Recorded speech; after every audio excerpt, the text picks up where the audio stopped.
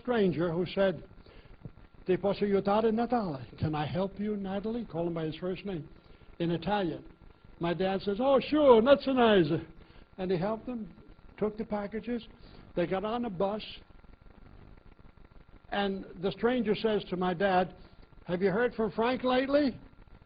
Dad says, "No." I said, "Why? Did you go to school with him?" "No." The bus came to a stop. They got off the bus. They walked down Cypress Avenue to my mom and dad's corner home. As they approached the house, their mom was standing beaming at the door.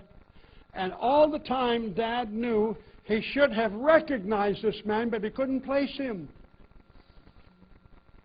Went into the doorway. Mom greeted this tall stranger. Dad said, "This man was kind enough to help me with my packages today. Isn't that nice? He even paid my bus fare. Isn't that wonderful?" Praise God, that's wonderful. So, they went into the house. The stranger put the packages down. Mom gave him a big hug. Dad gave him a big hug, told him, "God bless you, see you again sometime." He said, "Yeah, you probably will." And he turned around, walked down the stairs, down the street, and they watched him as he vanished, disappeared from sight. At that moment, my mom, God bless her, she said, "That was the commander. Why didn't you know it?" And Dad says, "Me? Why don't you know it?" And then after that, Dad had a new respect for his son Frank in his experience with a man from another world. My friends, don't be surprised if by the time you arrive home or in transit, you meet someone from another world. You say, "How will I know?" Believe me when I say you will know. You will know. The commander told me to inform you also that this entire convention has been beamed aboard Victor 1, and they're going to be playing it for their classes of their students who come, and they love to see how people in Hawaii act when they hear the truth. Isn't that marvelous? Isn't that marvelous? Do I have another minute? Vice Commander Chille is a character. Dr. Lee Nakamura, who's 118 this past February, he bought a jet plane a few years ago, which I fly once in a while. She's got a heavy foot. How many of you like to speed? So you know you do. And she's speeding 100 miles an hour down the Nevada desert going toward Las Vegas. And this highway patrolman caught up with her. He was on a bike and a motorcycle.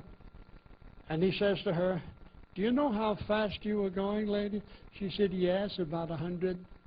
He said, "Yes." And she says, "Incidentally, how is Marie?" Marie, his wife. "Oh," he says, "oh, she's fine. Do you know her?" "Yeah, I've seen her once in a while." And during the course of the conversation, the officer took out his book, you know, that book, and he's writing her a ticket. Speeding, the offense number, at the bottom where it says signature, he signs his name. He signs his name.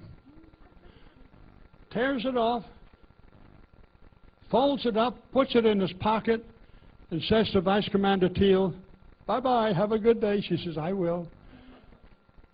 You know, all officers, when they come home back to the office at night, back to the police station, they take out their book and they look page after page.